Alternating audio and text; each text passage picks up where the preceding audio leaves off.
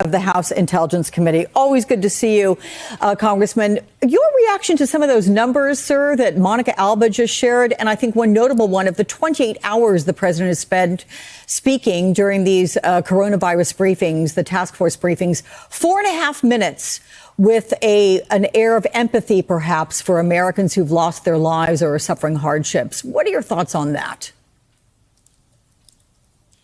Well, it's not surprising, even if it is distressing, because this is a president where everything is about him.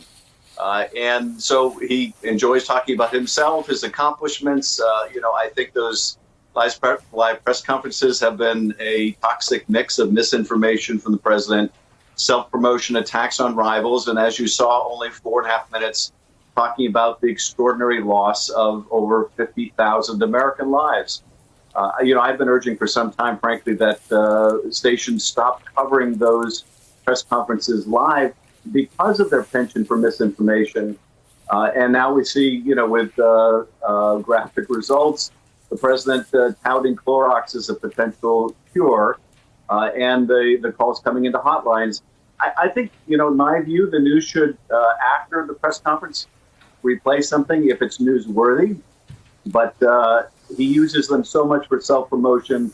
He's so concerned about his ratings. He's having a hard time divorcing himself from them merely because they're watched, not because they add any particular value to the country during this pandemic.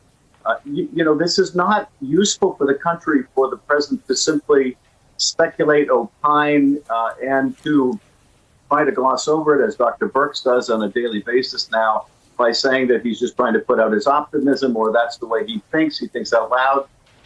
This is the president of the United States. And when he does think out loud and those thoughts are ill-considered, they have deadly consequences. But even, I think, more tragically, when he interferes with the science, when he tries to push cures or potential cures before they're ready, then people lose their lives. And so I hope the president sticks to it.